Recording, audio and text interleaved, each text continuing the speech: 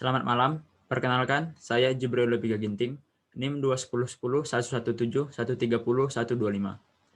Yang terhormat Bapak dosen kami, Bapak Ferry Hermawan ST, MT PhD, dan yang terhormat teman-teman sekalian yang menyaksikan presentasi ini. Hari ini saya akan mempresentasikan ringkasan laporan akhir studi Value Engineering Southwest Regional Water Supply Project. Yang pertama adalah pendahuluan. Analisis Value Engineering atau VE mengidentifikasi area biaya tinggi dari sebuah proyek selama tahap desain awal.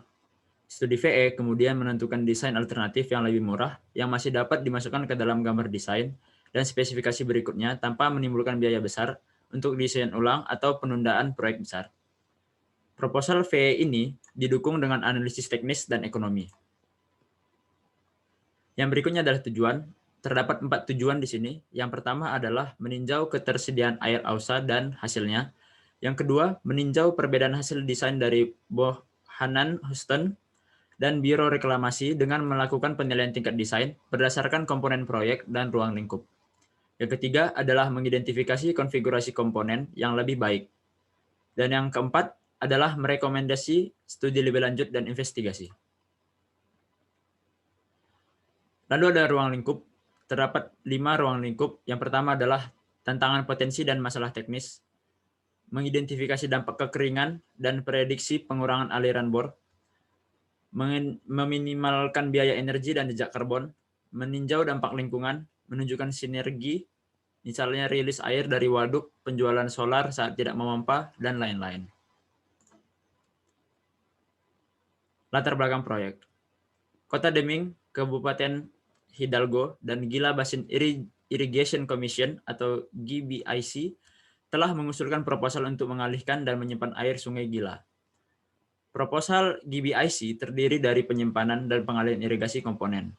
Proposal ini disetujui di bulan Desember pertemuan 2013. Proposal ini telah digabungkan dengan 2 proposal lainnya dari Kabupaten Hidalgo dan Kota Deming untuk membuat pengalihan terintegrasi, dan proposal penyimpanan itu disebut Southwest Regional Water Supply. Latar belakang proyek. Proposal gabungan ini akan mengalihkan air AUSA dari Sungai Gila, disimpan di penyimpanan offstream di lembah Sliv Gila, dilepaskan untuk lingkungan dan kebutuhan pertanian selama arus rendah, dan memompa air di atas pembagian benua ke komunitas di cekungan Mimbres. Potensi penggunaan air ini adalah kepentingan kota dan industri, lingkungan, dan pertanian. Pipa SRWWS diusulkan untuk dibangun di sepanjang Jalan Raya Highway 180. Dan berikut adalah gambarnya.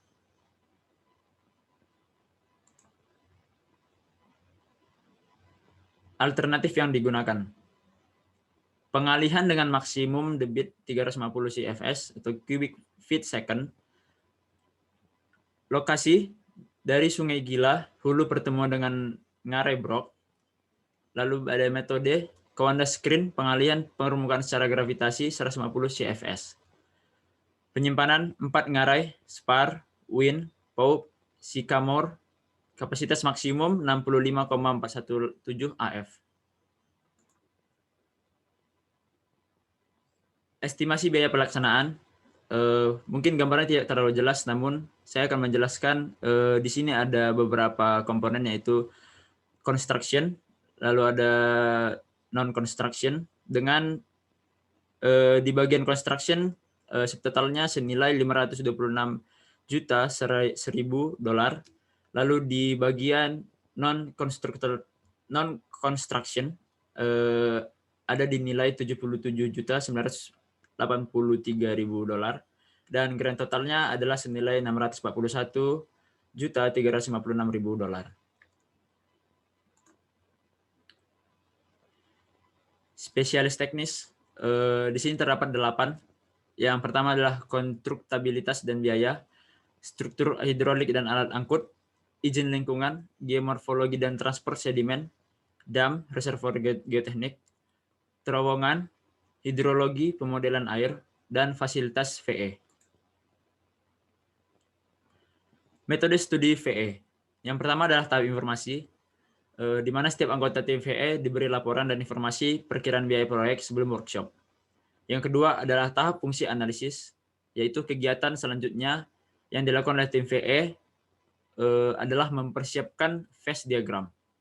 Lalu yang ketiga adalah tahap kreatif, dilakukan sesi brainstorming formal untuk menghasilkan metode alternatif yang memungkinkan untuk mencapai fungsi yang dipilih. Yang keempat adalah tahap pengembangan. Tim VE juga menyiapkan rekomendasi tambahan. Rekomendasi ini adalah ide hasil tim VE yang diperkirakan dapat menambah nilai proyek, tapi belum tentu menghemat modal atau biaya masa depan. Yang kelima adalah presentasi dan laporan.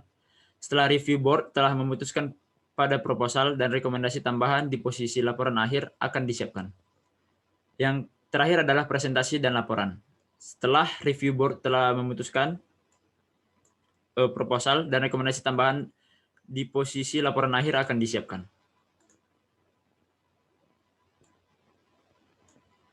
Hasil studi VE. Dari hasil tahap analisis fungsi, maka diperoleh 13 proposal yang harus direview oleh tim VE untuk mengkaji konsep awal dan menghasilkan konsep alternatif. Di sini saya mengambil salah satu proposal, yaitu Value Engineering Proposal number 111. Di sebelah kiri bisa dilihat life cycle cost analysisnya, dan deskripsi ringkasnya akan saya bacakan, yaitu memasukkan tindakan konservasi air sebagai komponen proyek.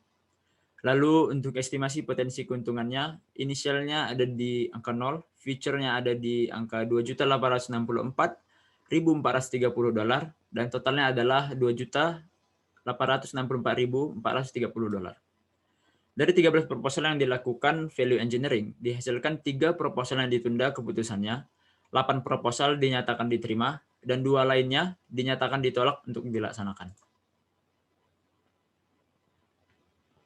Kesimpulan, studi value engineering atau VE ini menghasilkan 13 proposal dan 17 rekomendasi tambahan. Estimasi biaya pada saat awal pelaksanaan studi VE adalah $640.356.000, termasuk desain kontingensi. Estimasi penghematan dari proposal yang diterima VE adalah sebesar $106.514.430 setelah membuat penyesuaian untuk tumpang tindih tabungan. Dengan tambahan tabungan $15.260.000 berasal dari proposal yang ditunda.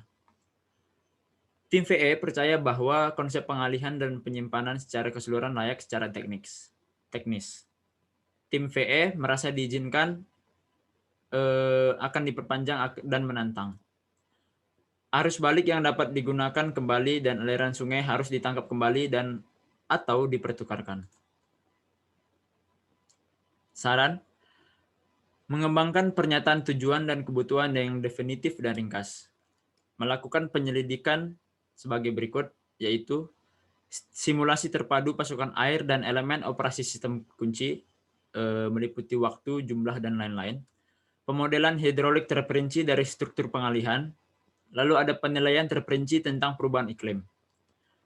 Lalu yang selanjutnya adalah menyempurnakan konfigurasi dan ukuran komponen utama, melakukan penyelidikan geoteknik tambahan untuk lokasi reservoir yang dipilih. Lalu yang terakhir adalah meninjau kembali desain bendungan dan desain rembesan reservoir. Sekian presentasi yang dapat saya berikan. Saya mohon maaf jika ada salah kata. Terima kasih.